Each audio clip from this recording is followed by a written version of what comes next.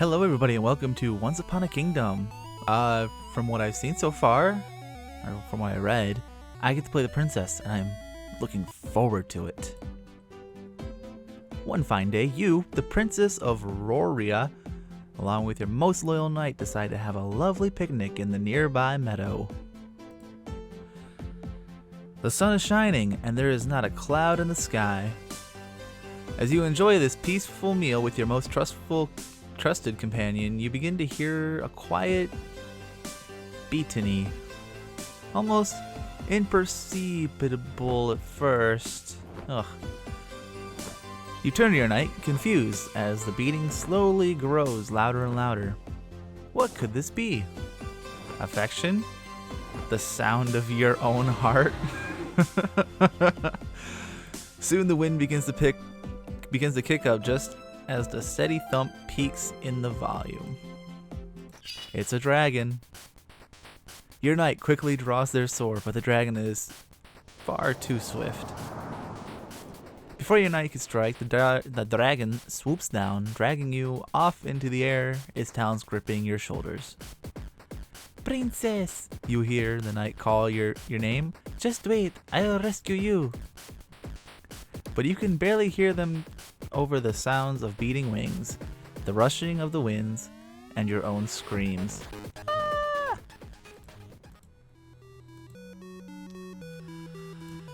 When you wake up, you find yourself in an unfamiliar castle. What will you do now? I don't know. Day 1. What's this? A loaf of bread rests neatly on the tray. It seems to have been consciously left for you. Will you eat? Kinda hungry. You eat the bread, so you've been more energized with some food in your stomach. Day 2. Oh man, I can only do one thing a day? Alright. Let's look out the window. You look out the window to survey your surroundings to find any possible escape routes. Although your room is on the ground floor, the window does seem large enough for you to squeeze through. The added drop of the dried up moat beneath you seems like it would cause quite a bit of damage. Alrighty. Ooh, some stuff. Alright, I'll take a sword. A sword sits on the weapon rack. Though it is covered with signs of neglect, the blade still seems pretty sharp. From your extensive royal studies, you have a good deal of knowledge on the swordsmanship, although you have not practiced in quite some time. Practice swordplay? Fuck it. On the nearby dummy. While you certainly have retained the theory, your lack of practice shines through. Ooh, books. It looks like you found a small library in the castle, only 3 shelves. You approach one of them and notice it seems to be dedicated books about dragons. Will you read? I guess so. You learn dragons are intelligent creatures capable of understanding most human speech. Oh. Well.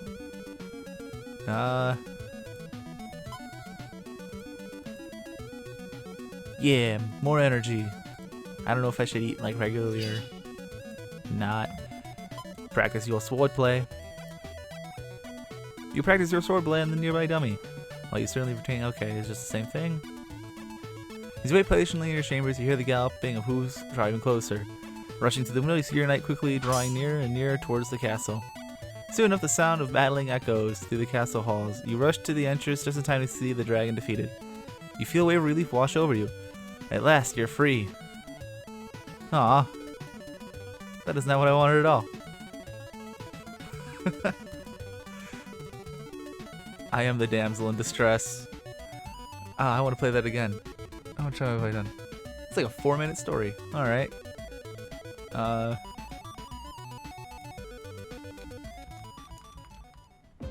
Let's do it again. Just skip over all this.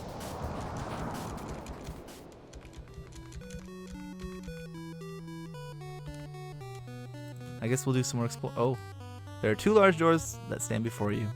The way they're structured, you estimate they lead to the main hall. With some effort, you push the door open, revealing an unexpected sight. Piles of gold, glittering jewels strewn across the floor, giving the sense of extreme wealth and luxury. However, the overgrowth of plant life and the ruins of what surely must have been one of the richly decorated room juxtapositioned next to this finery only accentuates the deterioration of the castle must suffered over time. The dragon sits almost laudingly atop a pile of treasure, standing to attention when you enter the room. As a princess, you seem to have a great many lavish halls and entrances, but none have prepared you for this. Let's talk to him if I can. He sits on a pile of gold. Will you approach it? Yeah, why not? As you approach the dragon very carefully, it turns its head to observe you, widening its jaws. You jump back and pat it, shielding yourself with an arm. Is it going to try to eat you? You feel a gust of moist warm air blow past you. Did it just yawn?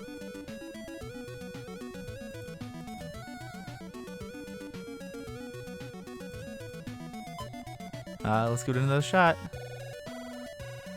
You feel your eyelids growing heavy after a few hours of trying to engage the dragon in a staring contest. When you open your eyes, it's dark and you can see the glittering of the stars filling the holes of the ancient castle. Despite the chilly night air, you feel strangely warm. You suddenly realize the presence of the dragon, who has wrapped itself around you as you slept.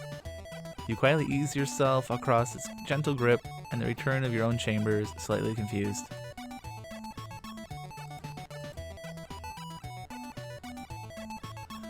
The large dragon sits calmly on a pile of gold. It strikes you as strange that the dragon is so comfortable around you, and judging from the other night, it even seems to care about your well-being. You hear rustling as the dragon rolls over on its back, startling you and pulling you away from your thoughts. You move your hand out cautiously outwards, closer to the dragon's stomach. Your body jerky's movements reflect your nervousness.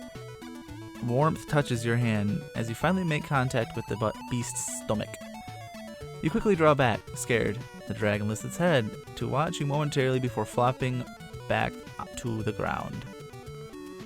More confidently than before, you reach out for the dragon's stomach once more, feeling its warmth and the smooth texture of its scales. Suddenly, you hear a deep rumbling noise. Is it purring?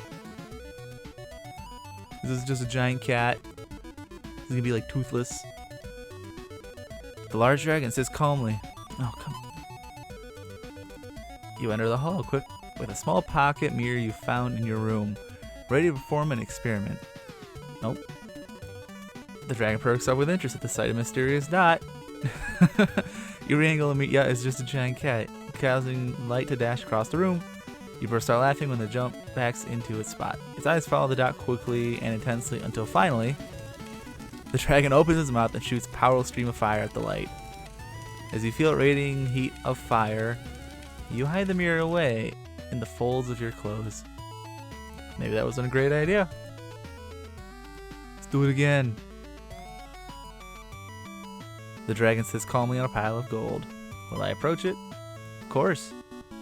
As you pet the dragon, your hand brushes past its wings, causing the dragon to jerk away roughly in surprise before settling back down. You touch the dragon's wings again more deliberately without any complaint from your new companion. You see a light pattern of veins running through them. It seems incredible to you that something that feels so thin is capable of carrying something as large as a dragon. It must be nice to fly, you say to yourself. The dragon turns slightly onto its side, extending its wing against the floor. It motions you with its head, inviting you to climb upon its back. As soon as you feel your arms securely wrapped around it, the dragon takes off to the sky. Although you had once flown with the dragon before, this time you feel safer and are able to enjoy the experience. You marvel at how small everything looks from above, and you enjoy the cool wind against your skin, as well as the warmth of your dragon below, from the light of the sun above. The dragon flies around the castle a few times before landing in one of the upper rooms of the castle. The throne, which you had previously assumed had been destroyed. Oh. You feel the weight of something heavily being gently placed on your head by the dragon. A crown? You pat the dragon's head gently and in thanks and wonder what this could mean. You're awakened by your dragon companion's panicked roar, followed by a clash of metal. Quickly, you sprint to the creature hall to find it filled with smoke and flame, your dragon raging against an unknown assailant. Rushing to their side, you quickly check to see if your friend is injured before a familiar battle cry echo through the hall. Turning to see the source of the noise, you watch your knight rushes through the haze and the smoke, the sword ready. You call your knight's name, but through the fire and the flames, they carry on. Your dragon tenses, prepares to protect themselves, and attack if necessary. You need to stop this before it escalates any further. Without a second thought, you leap in front of the dragon friend, your arms spread out protectively. Your knight immediately stops, dropping the sword in shock. In a tense voice, they ask what you're doing, more importantly, whether or not you're safe. You walk towards the knight, smiling. You take their hands in yours. The dragon friend nuzzles you gently as you promise that you'll explain everything when you all head home. Ending 13 out of 14. Fuck. I thought that'd be a really good ending. Oh well. Well, this game is a lot of fun. I'll probably do one more run through, but I think I'm gonna recommend this one. Oof. There we go. One more.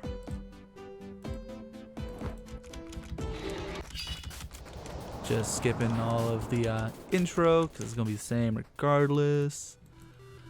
Oh, what should I do this time? How about we do some sword training? That's right, fuck that dummy. I see some gold. Hoo-wee. And a dragon. Oh dear, a dragon.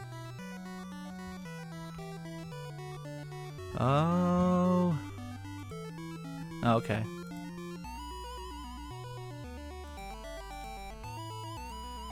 Oh, gold glitters, piles of jewels. Will you pick it up? Yeah.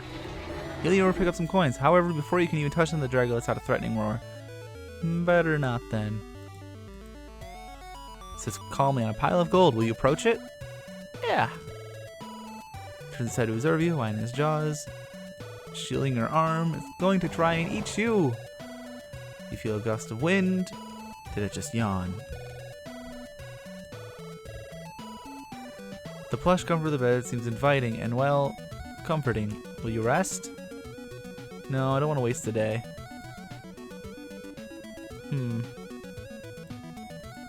Looks like you found a small library with only 3 shelves. You approach one of them and a book. It looks to be some sort of atlas. Upon closer examination, it seems like every book on the shelf has something to do with maps. Will you read? Well, I got nothing better going on. You manage to find most maps in the shelves refer frequently to the kingdom of Pyrrhic. That must be the name of this kingdom. You'll have to keep that in mind for future research. Alright. History books. Yes, yes. You find a book called A Brief History of Pyrrhic. As you leaf through it, you soon learn that this kingdom has been populated by dragons for many centuries. Oh no, I don't got much time.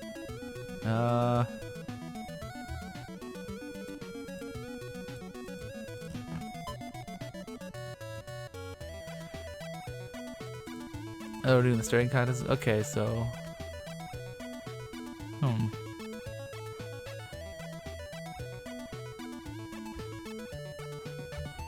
Oh dear, what have I done? I think I have crashed the game?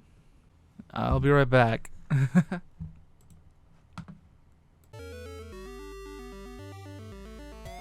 Oh, this is new.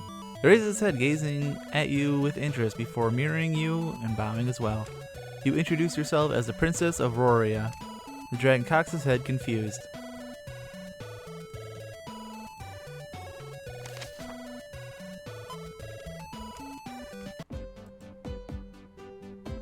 During your time as a prisoner, you devour every book in the ancient castle's modest library.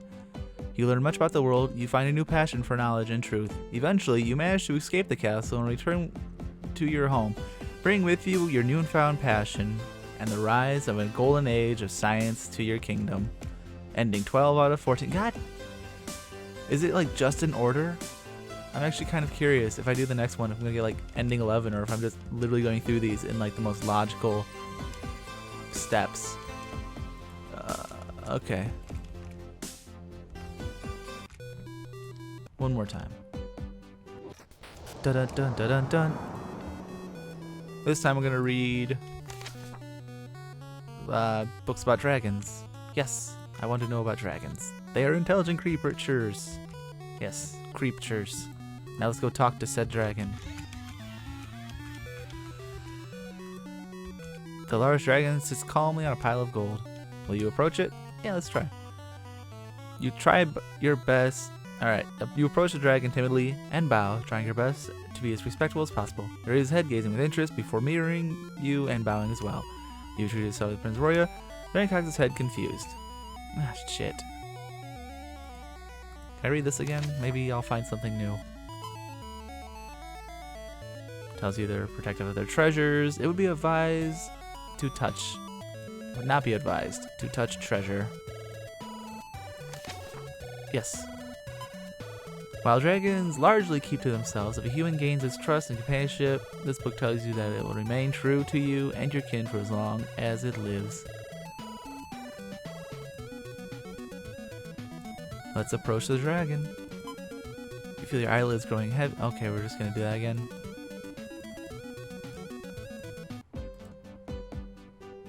You spend much of your time studying the dragon, filling it with margins of the library's books with new information you discover.